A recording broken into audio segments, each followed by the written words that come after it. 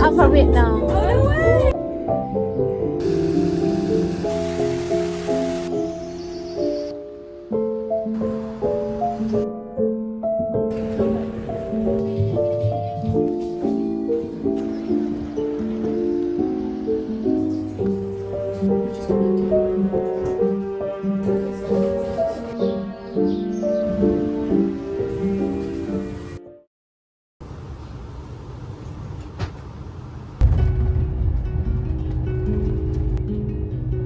Ui.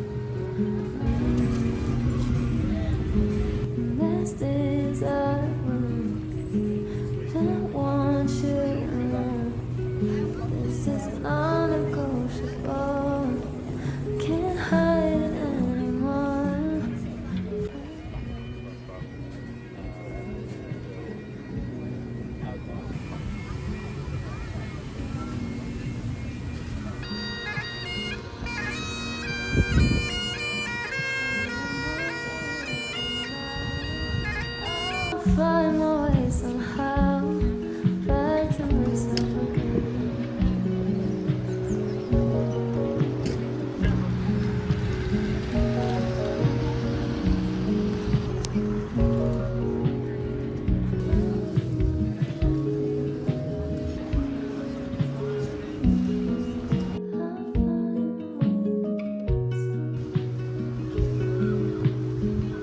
Bây giờ mình đang đứng ở trước Edinburgh Castle, nhưng mà mình không định vào bên trong tại vì kiểu cái lâu đài này là cái lâu đài kiểu cổ từ thế kỷ thứ mười mấy rồi ấy, hình như là thế kỷ thứ 15, 16 gì đấy mình không nhớ rõ.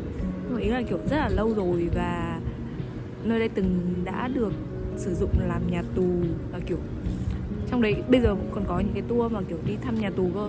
Nhưng mà mình kiểu mình hơi bị sợ ma ấy, nên mình sẽ không vào và mình sẽ đứng đây mình ngắm thôi. Còn nếu mà mọi người thích vào bên trong khám phá lâu đài cổ của Scotland thì mọi người nên khám phá nhé.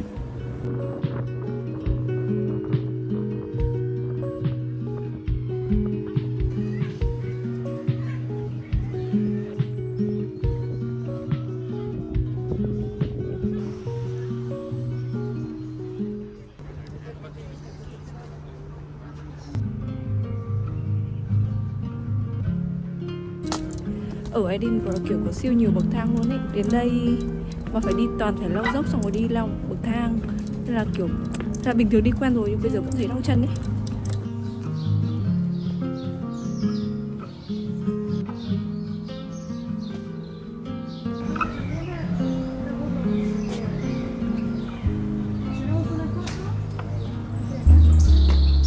Đây là Victoria Street. Bây giờ chúng mình sẽ đi qua một cái shop, nó giống như kiểu là nó là một cái bảo tàng về Harry Potter ấy, nhưng mà thực ra kiểu nó giống một cái shop về Harry Potter hơn, nhưng mà nó cũng khá là hay, nên là bây giờ bọn mình sẽ đi qua đấy.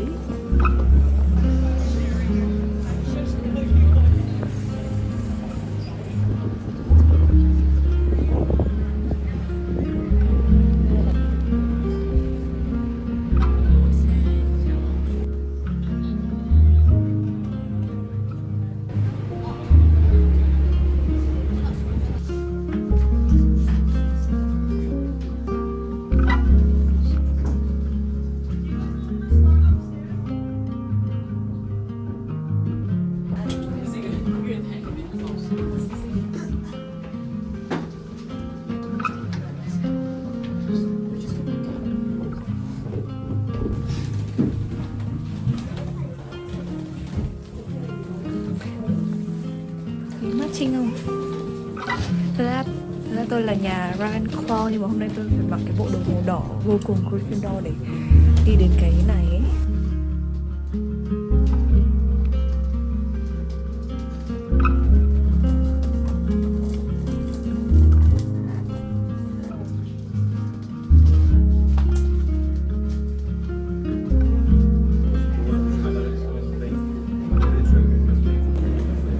Xong rồi bây giờ chúng mình sẽ đi uống thử bia bơ. Nếu mà ai xem Harry Potter hoặc là đọc Harry Potter sẽ biết món bia bơ.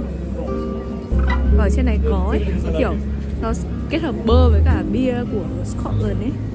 Và mọi người bảo là cái cửa hàng đấy còn là cái nơi mà lần đầu tiên kiểu tác giả của Harry Potter viết Harry Potter ấy, viết những trang đầu tiên của Harry Potter ấy. Anh kiểu là một Potterhead, tôi không thể nào bỏ lỡ cái điểm này. Thật ra nó là một cái sự kết hợp nghe nó hơi đau bụng một tí, nhưng mà tôi cũng sẽ thử.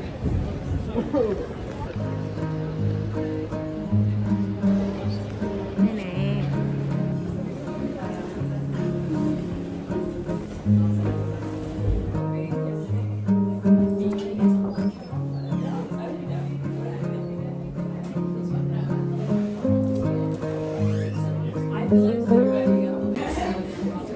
Và đây là món bia bơ.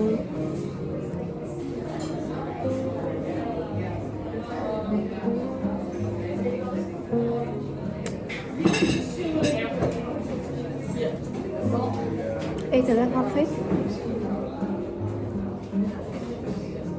Ý rất ngon nha. Ban đầu tưởng là nó là một sự kết hợp hơi đau bụng ấy, nhưng mà ngon nha. Kiểu nó gần như kiểu là soda xong rồi nó thêm bơ, hương vani các thứ vào ấy.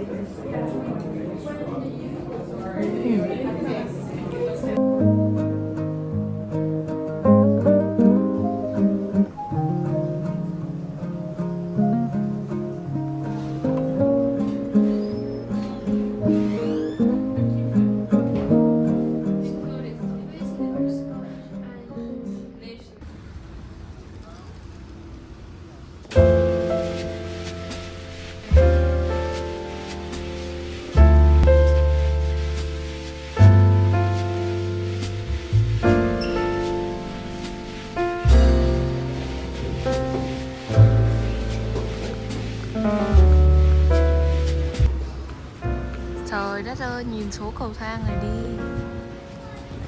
Một thành phố rất đẹp. Tôi rất muốn chuyển đến đây, nhưng mỗi lần nghĩ đến việc phải leo rất nhiều cầu thang và leo rất nhiều dốc thì tôi suy nghĩ lại. Và đến Edinburgh không thể nào mà không vào ăn bánh và uống cà phê ở The Midland.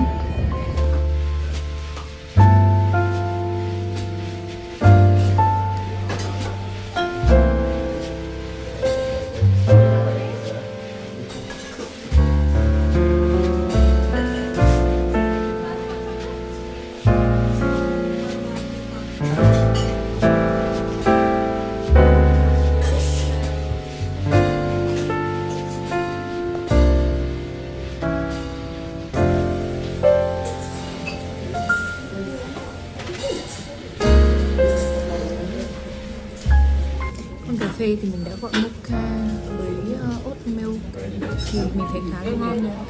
Còn bánh thì hơi kiểu hơi ngọt quá ấy. Có thể là mình không gọi đúng cái mà ngon nhất ở đây. Quyển sách mà mình đang đọc ấy thì là một quyển sách về điệp viên Phạm Xuân Ẩn. Thì hôm nay cũng gần đến lễ kỷ niệm 30 tháng 4. Thì thật ra là một du học sinh như mình ấy, hoặc là bất cứ một người con Việt Nam nào mà đang xa xứ và luôn hướng về Việt Nam, thì trong thời điểm này sẽ cực kỳ muốn về Việt Nam. Nhưng mà cơ bản là như mình thì mình không về được, tại vì mình còn vướng lịch học nữa. Nên là mình đã quyết định là sẽ đọc quyển sách này. Nó có tên là Một Người Việt Thầm Lặng, viết về điệp viên Phạm Xuân Ẩn. Thì ông là một tình báo rất là xuất sắc và đã góp công rất là lớn trong cái cuộc kháng chiến chống Mỹ. Thực ra thì cái tác phẩm này không phải là do người Việt viết mà là do một nhà báo người Pháp viết và được dịch sang tiếng Việt. Nó có cả bản tiếng Anh nhưng mà mình đã mang quyển này từ Việt Nam sang. Và tại vì nó là cái góc nhìn từ một tác giả người Pháp ấy, từ một tác giả nước ngoài thì sẽ có một số điểm mình không đồng tình được cho lắm. Nhưng mà thật sự thì đây là một cái câu chuyện rất là đáng để đọc về một nhân vật tầm cỡ.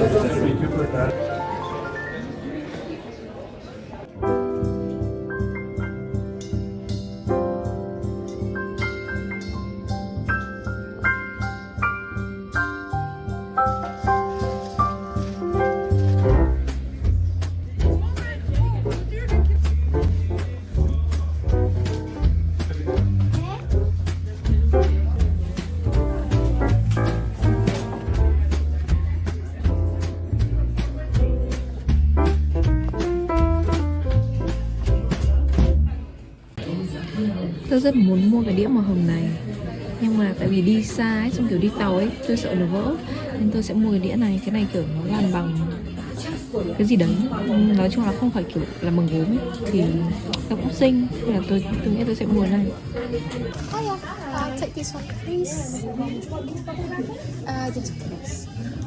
Tôi không biết nữa, thật sự là đi lên tận Edinburgh để mua một cái đĩa. Trời ơi.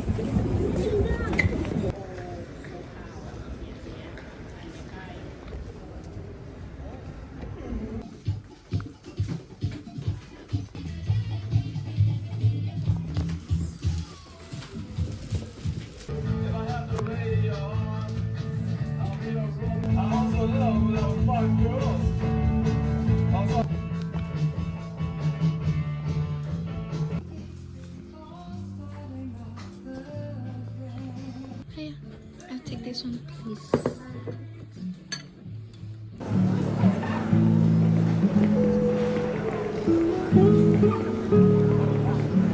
Bây giờ mình sẽ về nhà check-in phòng và cất đồ xong rồi lát nữa chúng mình sẽ lên cái Carlton Hill để ngắm hoàng hôn. Xong rồi sẽ đi ăn. Mình đang nghĩ là tối nay sẽ đi ăn đồ Việt. Tại mọi người bảo là ở trên này có một cái quán Việt rất là ngon và có bánh mì kiểu chuẩn vị Sài Gòn ấy. Cũng đáng để thử. Bây giờ có một vấn đề vô cùng nguy hiểm, đấy là mình có một cái vali to đùng như thế này và phòng của mình ở tận trên tầng 5 và cái tòa nhà này nó còn không có thang máy. Trời ơi, cứu tôi, ai cứu tôi với. Đây mới là tầng 3. Thế là mệt quá. Cố lên, Linh ơi, mày làm được, cố lên.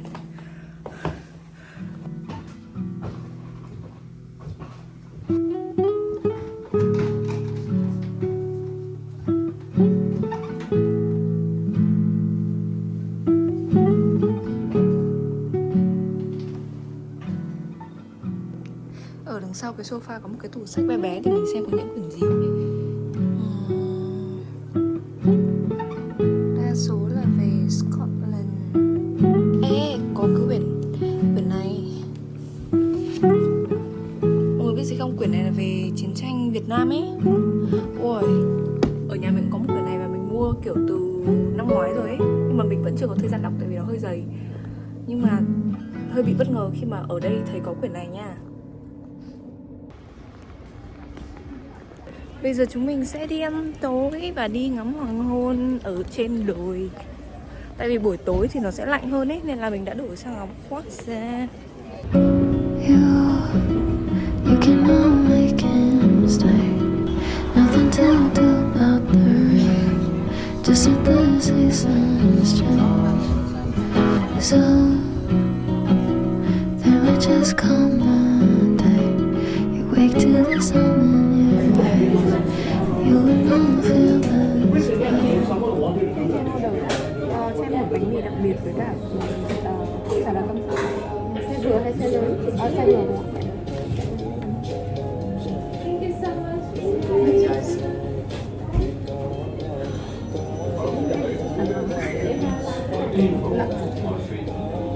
You will not feel this way.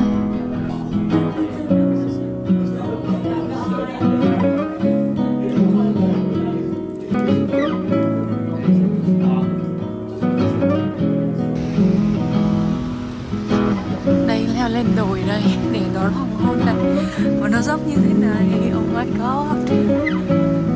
Mình không biết nữa. Mình đang thấy mọi người đi xuống hết rồi. What's the use in holding on to the night as it turns to day? What's the use in trying to make somebody change if they'd like to stay the same? You feel the weight on your shoulders. It's so tiring fighting getting older. Nothing left to do. May you turn to. Oh my god, ý là mình định là khi mà mình đi lên Castle Hill về thì mình sẽ vào siêu thị để mình mua nước với cả đồ ăn vặt ấy. Tại vì tối nay mình định xem phim, nhưng mà mình quên mất là đến lúc mà mình về thì cửa hàng các thứ sẽ đóng hết rồi. Và bây giờ ở gần nhà mình đang không có một cái siêu thị nào. May quá có một cái Tesco đi rồi, nhưng mà sao trông nó vip vậy?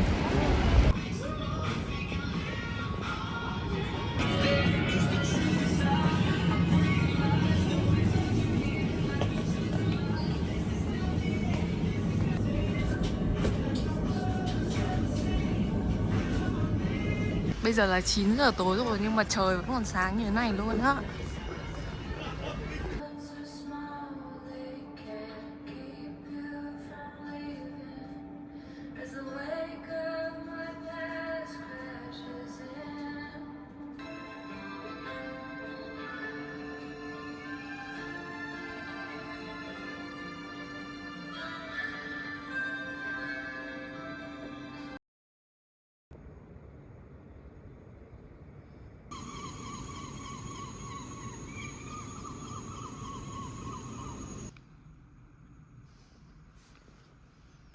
Hello, và đây là ngày thứ 2 của mình ở Edinburgh.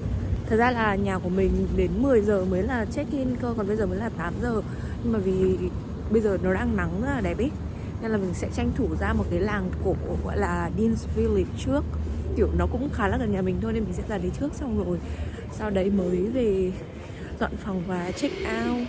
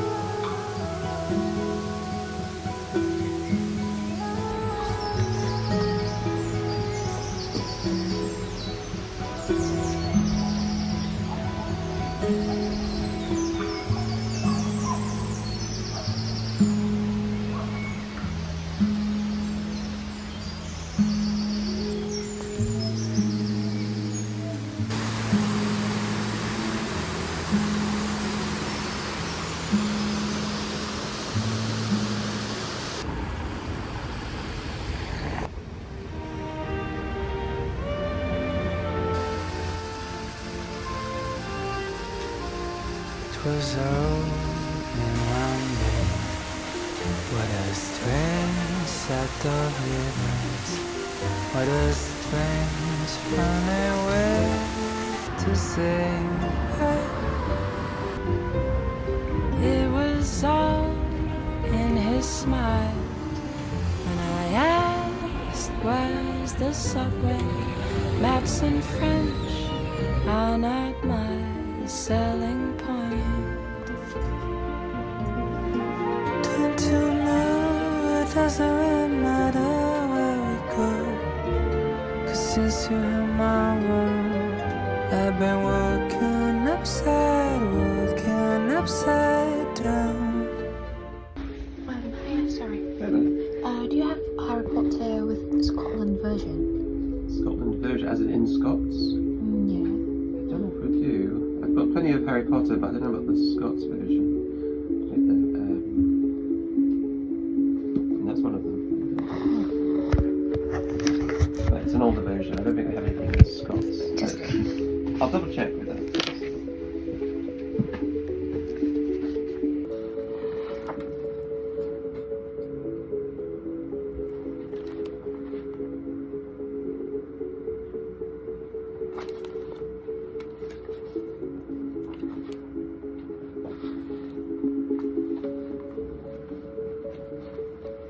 Take it back, we do. We just got this in.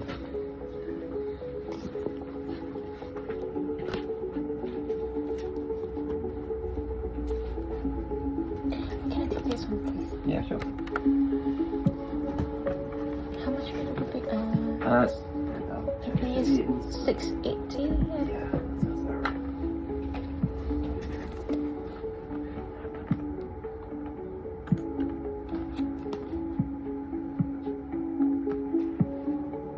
Have you read Scots before? This is my second time. Oh right, okay. Mình vừa mới mua quyển Harry Potter nhưng mà bản Scots version ấy, nó bằng tiếng Scotland. Mình không biết đọc đâu ấy, nhưng mà cơ bản là mua về để làm kỷ niệm ấy. Harry Potter Scots version. Cái anh vừa nãy ở trong tiệm sách ấy, anh ấy đáng yêu cực. Kiểu ở tiệm thì nó sẽ có student discount 20%. Nhưng mà lần này mình đi, mình không mang theo thẻ sinh viên ấy. Xong mình bảo là em không mang theo thẻ sinh viên ở đây. Thế là anh ấy bảo là I trust you á. Anh sẽ tin em ấy.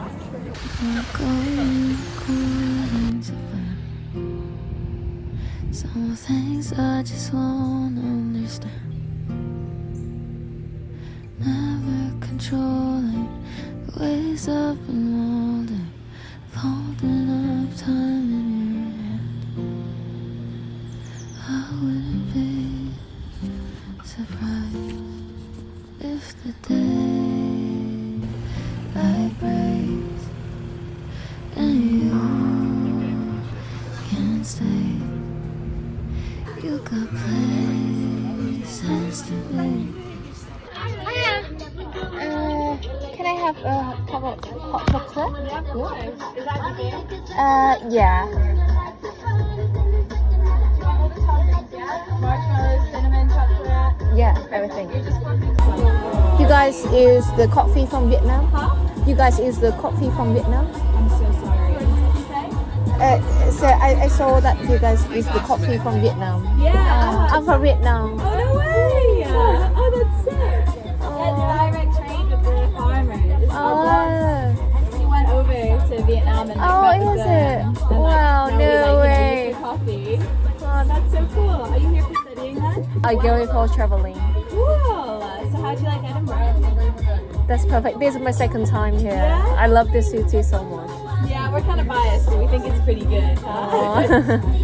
You'll have to come back up and have like coffee next time. Huh? Okay, thank Of you. course, you enjoy. Have a good rest of your day. Thank Enjoy the you. travels.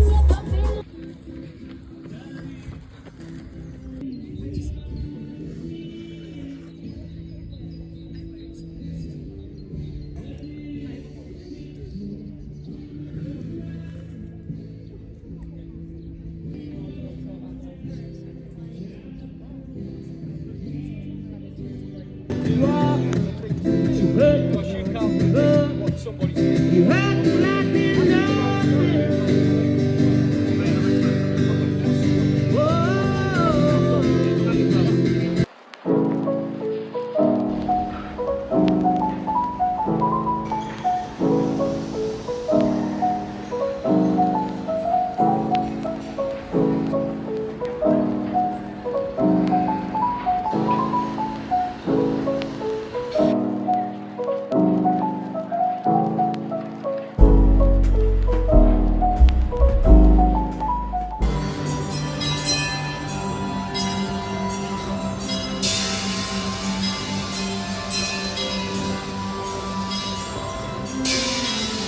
Từ hôm qua đến giờ chúng mình chưa đi ăn món gì đặc sản của Scotland cả, nên bây giờ mình sẽ đi ăn đặc sản của Scotland nha.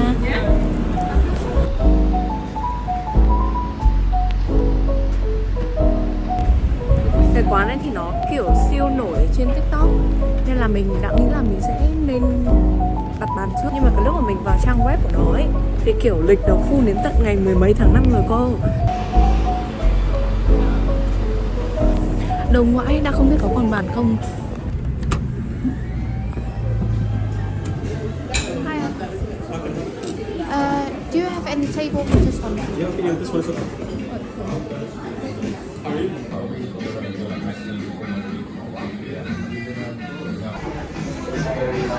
Hi. Can I have mini happiness?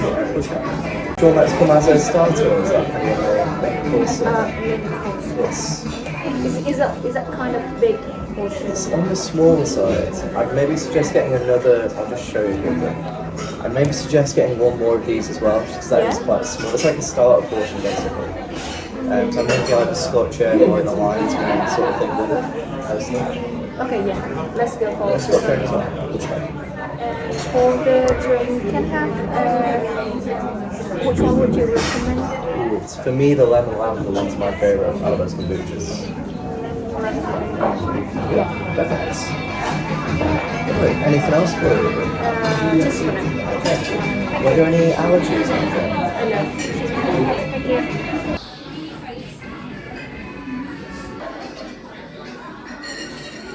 Và đây là đúng là đặc sản rồi. Mình đã gọi một phần Scotch egg với cả haggis, nhưng mà cái phần mini size tại kiểu mình nghĩ là nó sẽ kiểu siêu to ấy. Haggis cũng là một cái đặc sản của Scotland nha. Với cả đồ uống thì có kombucha lavender, kombucha lavender lemon. Trông khá là ok.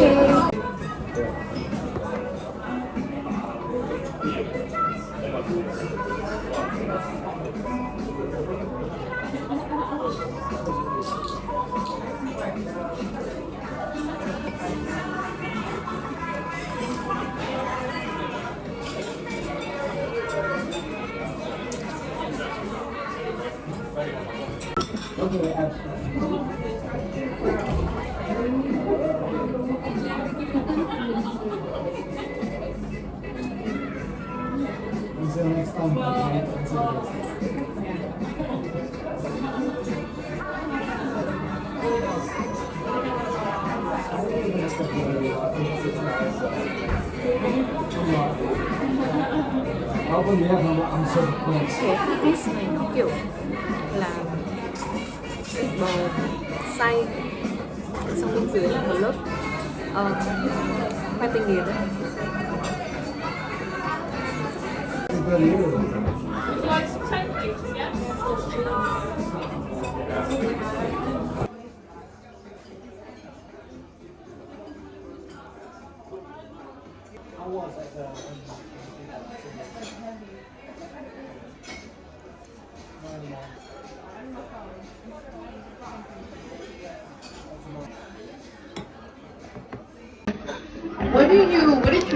Did you order already? So I want to try the haggis because it's the traditional Scotland food. Okay. They also have like the bigger one, and then I have the cats over there. Oh, yeah, okay. I was gonna say, what is haggis? Okay, let me look it up. What is haggis? So it's like mashed potato and with the beef, like Oh, yeah. okay. I had some this morning. Oh, you had already. Oh. Is it not okay? Maybe I could find something else. This one sounds nice as well. Oh, yeah. Yeah, slow cooked. And it comes with mashed potatoes, I'm guessing? Yeah. Okay. Because basically this store is like mashed Yeah, I potato. heard that this is like the main place. Have you tried the butter beer?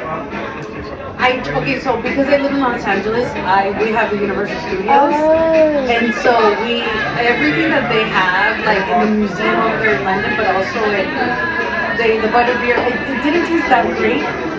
but they give it to you hot and they give it to you cold. So yeah, have you tried it? Yeah, so there's a store in Victoria Street. The Harry Potter store? Yeah, the Harry Potter store. The Elephant House, like they say, that's the place where the birthplace of the. Where she wrote the book, right? Yeah. So I tried the buttermilk there. I think like it's kind of nice, like cream soda. Yeah, it tastes like that. Oh my god, I love it. I heard that there is a Harry Potter store here that's like, I don't know. So for some kind of Harry Potter spot here, so they have the Tom Riddle graveyard, and then the Context Museum is like where the author J.K. Rowling has the inspiration for the Ollivanders one store, and Victoria Street is like for Diagonal Witch. I love that.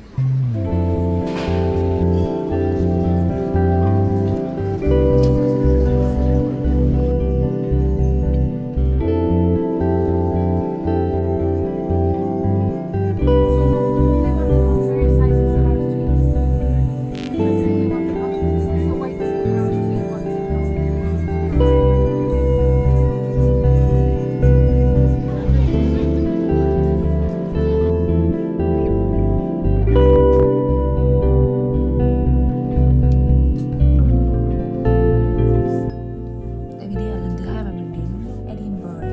Xong lần trước mình đến mình đã mua hai cái này rồi, nên là lần này chắc mình sẽ mua một cái khác. Mình mua cùng cái shop này luôn cơ. Cái này ok không ta?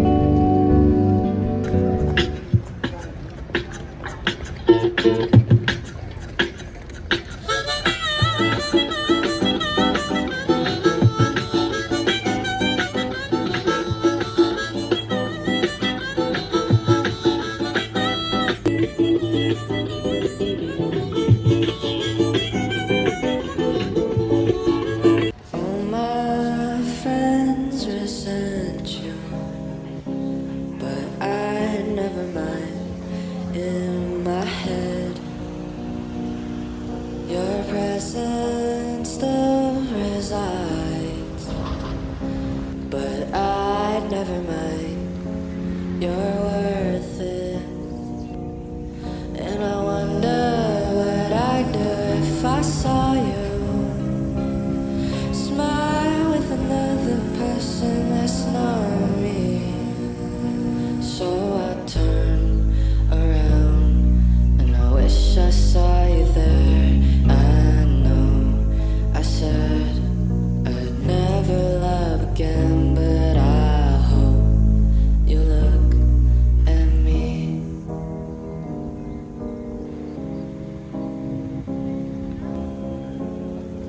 Đi về thôi. All my friends resent you, but I never mind. In my head, your presence still resides, but I never mind. You're worth it, Ghê ơi, thực sự là không muốn về. and I wonder what I'd do if I saw you